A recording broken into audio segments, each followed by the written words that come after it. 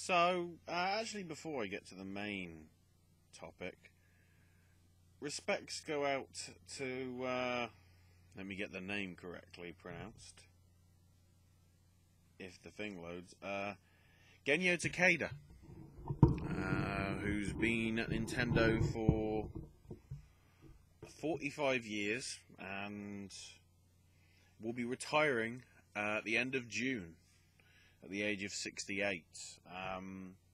In case you're wondering who he is, he's been a pretty big, important person. He was headhunted by Gunpei Yokoi, who was the original Game Boy designer, or was going to be. He basically got hired on by Gunpei. One of the things that he did was it was like a video game sort of horse racing thing, which Nintendo considers its first proper video game release, despite the sort of Pong things and the shooting things that they did in the early to mid 70s. But he worked on Mike Tyson's Punch-Out, worked on Star Tropics, but then mainly his stuff was hardware. He did the battery backup technology in NES games. He was the guy that made sure your save from Zelda stayed there, at least until the battery wore out, but whatever. And then also the N64 analog controller that basically made a hole in your hand with Mario Party. Was listed as a producer on Pilot Wing 64 and Dr. Mario 64.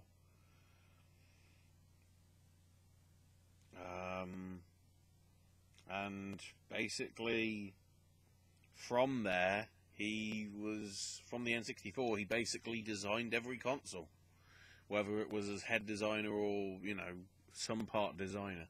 So, he gave us the GameCube, he gave us the Wii, he gave us the Wii U, and I guess in some respects, he gave us the Switch.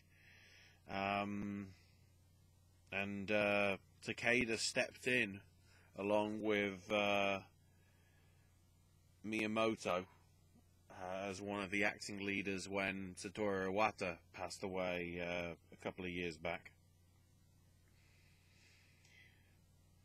And after 45 years he's retiring, so congrats to him, and hope his retirement goes well.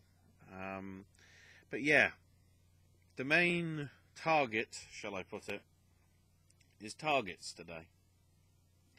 Because a couple of stories came out last week that I didn't do because I had too much on my plate with the wrestling stuff and other stuff, so it's worth bringing up here. So, one that might have exceeded targets, because we don't know, because Nintendo really didn't release any because of how unsuccessful the Wii U was, but the Switch sold 2.74 million copies in its first month worldwide, because obviously it came out worldwide at the same time, pretty much. They did actually say that they were expecting around 2 million, so it did sort of beat expectations in that respect. The interesting twist, of course, though, is that there has been 2.76 million copies of Zelda Breath of the Wild sold for the Switch. Yeah, you heard that right. 2.74 Switch consoles and 2.76 games. So there's at least around 20,000 copies that were bought, possibly just for having a first edition sort of thing, shrink wrapped and everything. Because I believe some people bought two, one to keep as sort of a collector's item, and two to actually play. Not many, but who knows. Then again, of course, people could have bought two when they had the chance and then just try and do a markup on eBay or whatever. Who knows?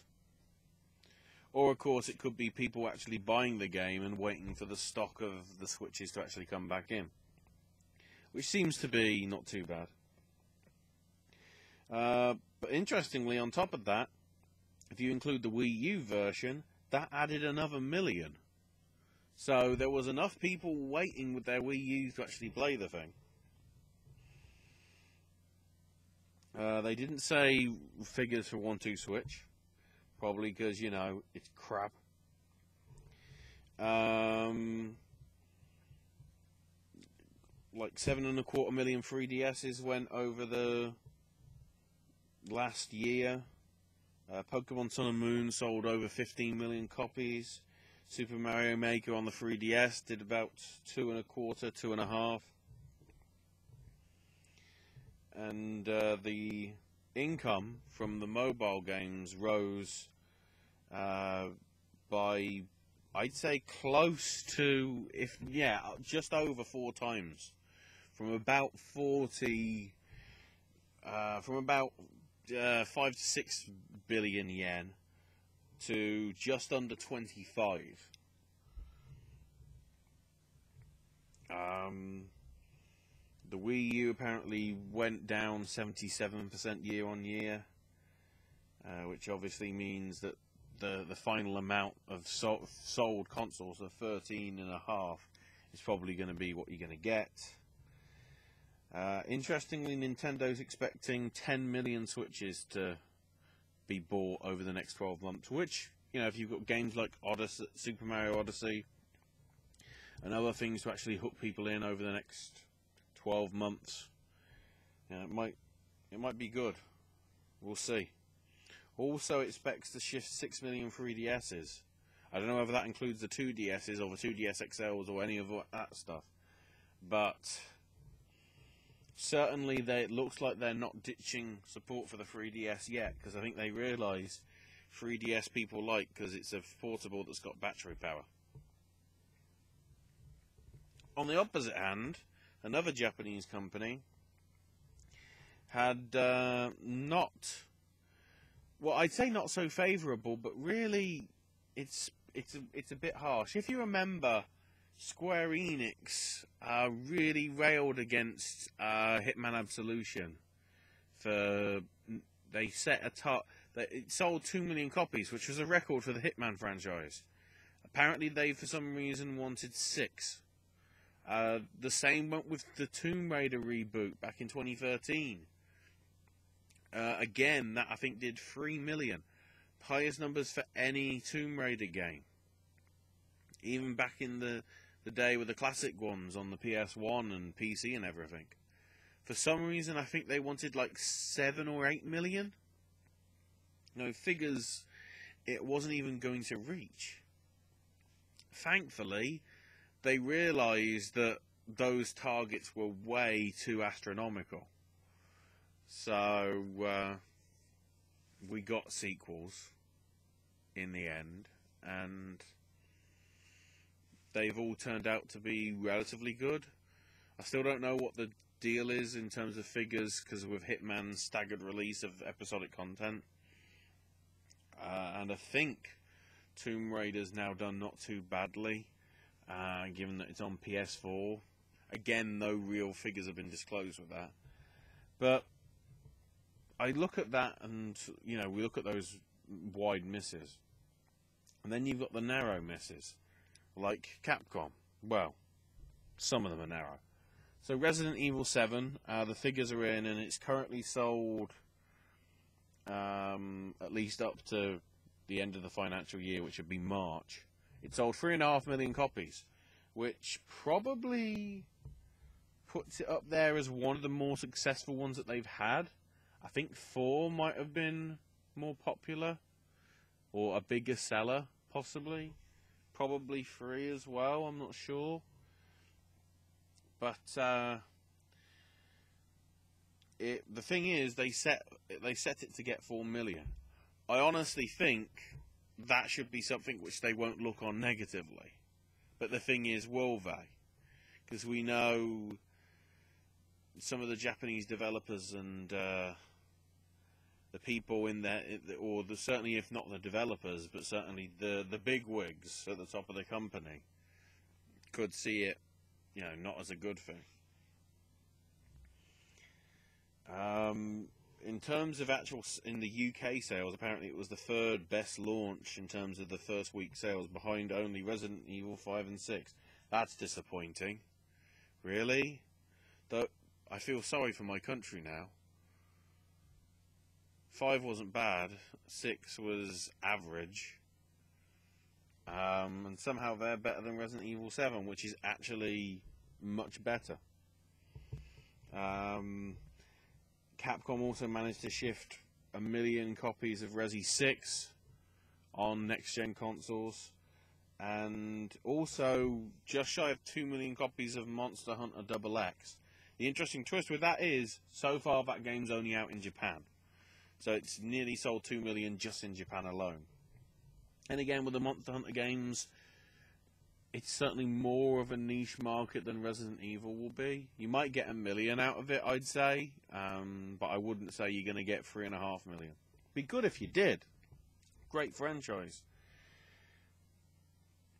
The interesting one, though, and I think this is proving the situation that I think Xbox has a problem with, and that's exclusive titles.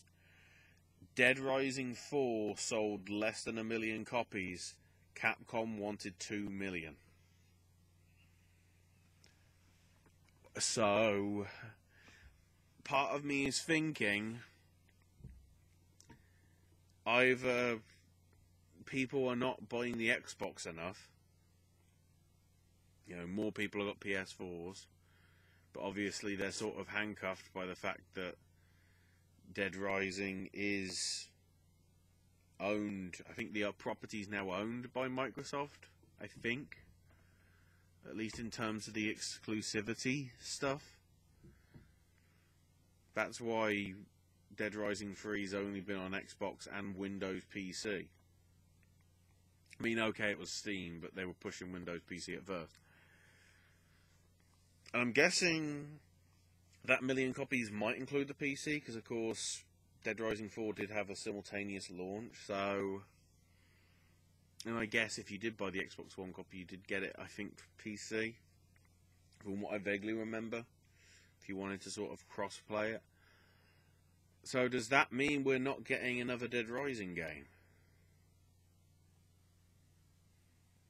I mean, that's sort of a shame, but considering the angle it took, and especially the ending, and the fact that it just felt like, certainly if you get the best ending, it feels like they've just lopped a whole bit of story DLC off, which, as we've now found out, is basically, from what I remember, Frank is now sort of a zombie, but he's superpowered and everything. I honestly think Capcom shot themselves in the foot with that by giving an experience which they've clearly split off because they need to spin it into DLC and everything. You know, look at the season pass for Resi 7. Okay, we've got some good bits out of that in terms of the mini stories and everything. But I mean, it depends what else we're going to see from Capcom. So, you know, E3 is coming around the corner. We know that there possibly is a Resident Evil 2 remake somewhere in the works. So we may hear more from that. I'm trying to think of other franchises that Capcom have that we might see come back or resurrected. They didn't do a huge amount for Microsoft. They did a fair bit more Sony stuff, you know, Maximo, Onimusha. I can't think off the top of my head, but, you know, do these targets, are these targets going to impact on these games? You know, as I said, thankfully it didn't affect Square Enix when it easily could have done. But then that probably is because, of course, Square Enix is certainly much more westernized, certainly with the amount of studios that they've got. the majority of Capcom studios and obviously Nintendo studios are in Japan at the minute.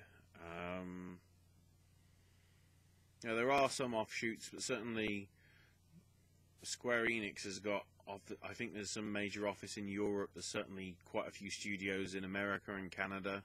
They're the ones that gave us Deus Ex, and I guess technically Hitman, the IO Interactive guys, and of course Tomb Raider Crystal Dynamics, based out of the UK. There's a lot of studios that were there because of the whole, them buying IDOS and then Squaresoft, and I'm trying to remember what the Enix was, but it's an international thing, whereas obviously Capcom and Nintendo are still very much predominantly Japanese, and even though Square Enix, I think, still does sort of the sales figures and everything in the usual time. So I don't know. If you've got any thoughts, leave them in the comments. I'll be interested to see what you think about the situation. And in terms of what's coming up, obviously E3 will probably build to that. I'm just waiting for sort of a deluge of the first sort of leaks coming. It's always around in this last month. It's like, oh, that game you were interested in? Yeah, it's going to be there. So, we'll see what happens in the days and weeks to come.